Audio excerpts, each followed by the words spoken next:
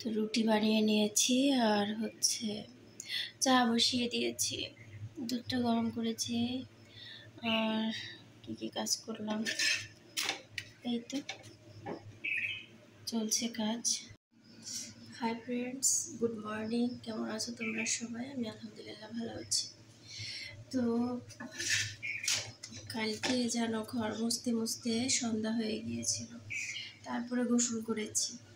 এরপরে মাথা ব্যথা শুরু হয়েছে, ঠান্ডা লেগে গিয়েছে আর কি, সর্দি, তারপরে জ্বর চলে আসছে, ভীষণই খারাপ লাগছে।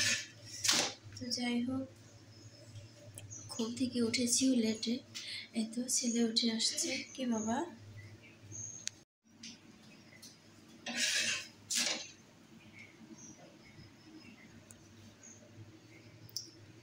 তো এই তো রুটি ভেজে নিচ্ছি। আর আমি তো আমার চা দিয়ে রুটি এখন খেতে ইচ্ছে করে না। আমি একটু সবজি বের করে নিব, আমার জন্য সবজি আছে।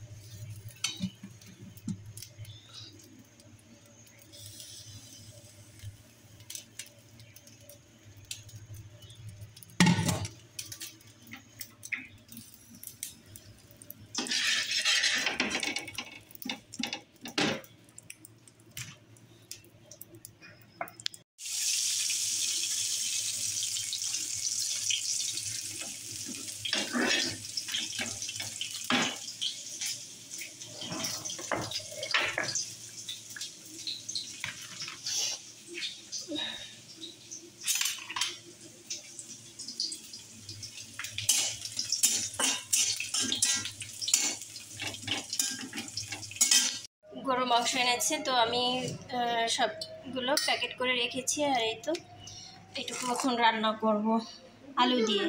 তো ঘরে আলু নেই এখন, আমার হাজব্যান্ড গেছে আলু কিনতে। তো ডালটা হয়ে যাচ্ছে আর কাঁঠালি বিচি ভর্তা করব, ভাতটা বসিয়ে দিব এখন। তো এই তো আমার আজকের আপডেট শুরু হয়েছে। জি মাম্মাম, গারস ফিরতেছি আপু। কি এই যে গরু মাংস, গরু মাংস দেখলে মন ভালো হয়ে যায়। ভাতটা বসিয়ে দিব। হ্যাঁ বন্ধুরা, আজকে মাংস খাবে।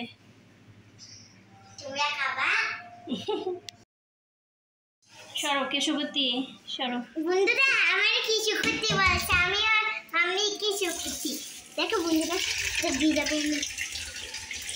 শুধু কাজ করতে ভালোবাসে, সারাক্ষণ কাজ করতে চায়। বন্ধুরা বন্ধ করি। সরো বাবা, পারবা না তুমি।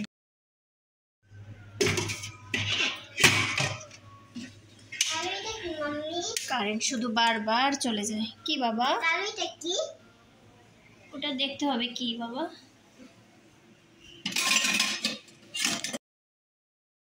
বন্ধুরা আর একজন ওয়াশরুমে যে বসে আছে, ওর কাছে যা। এই দেখো, আমি গরু মাংসটা হাতে নিয়েছি তোমাদেরকে দেখানোর জন্য। হ্যাঁ, থ্যাংক ইউ। দেখবা, এটা একটা নাট, এটা একটা তেল, অনেক তেল আছে। আর হাড্ডিটা বিশাল বড় হাড্ডি। আনু দেব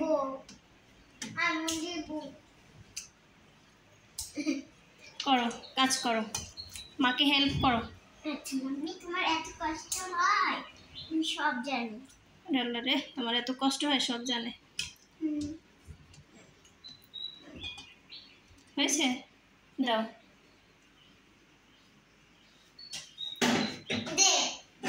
ওকে, এখন আমি বাকি কাজগুলো করে ফেলি। হ্যাঁ, লবণ, হলুদ, তেল। পারবে না, পরে ভেঙে যাবে তো। কিছু কলমি শাক এনেছি রাতে, তো এগুলো একটু এখন রান্না করব। কলমি শাক খাওয়া হয়নি অনেক দিন, তো ভাবলাম রান্না করবো। আর এই যে যে ডগাগুলো না, মানে ডাটাগুলো, এগুলো লাগিয়ে দেবো, দেখি হয় কিনা। এখানে শিকড় আছে, হইলেও হইতে পারে।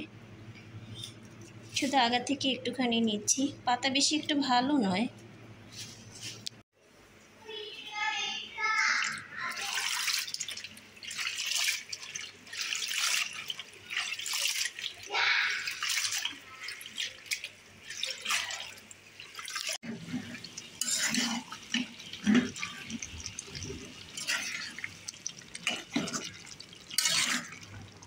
মাংসটাও হয়েছে, শাকটাও রান্না করবো। দুপুরবেলা খাওয়া দাওয়া করে সবাই ঘুমাচ্ছে, আর আমি পাইচারি করছি বারান্দা। ঘুম আসছে, 6টা বাজে, বিকেল 6টা বেজে গেছে। মনে হয় উঠেছি, সন্ধ্যা হচ্ছে। কে বাবুটা উঠে গেছে, লাল টকটকে বাবুটা। ও বাবুটা রে, আরেকটা বাবু এই যে পা দিয়ে রেখেছে মাথায়। আমার রুম থেকে ভিউটা অনেক সুন্দর, যদিও ভালো বোঝা যাচ্ছে না। অনেক সুন্দর, তাই না বাবা? আমার রুম থেকে আকাশ, বাতাস, গাছপালা, সবুজ অরণ্য সব দেখা যায়। আমার এই তো বসে আছি খাটে, চা নিয়ে। চা আছে সাথে। আমার ছেলে ঘুম থেকে উঠেছে, তাই না বাবু? এখন ঘুম থেকে উঠে ফ্রেশ হয়ে কিছু খেয়েছে। আর মাছবিল পাখিও ওই খাটের পাশে বসে আছে, একটু অভিমান করছে, কেন জানি না। ঘুম থেকে উঠলে একটু অভিমানে থাকে। কি বাবু?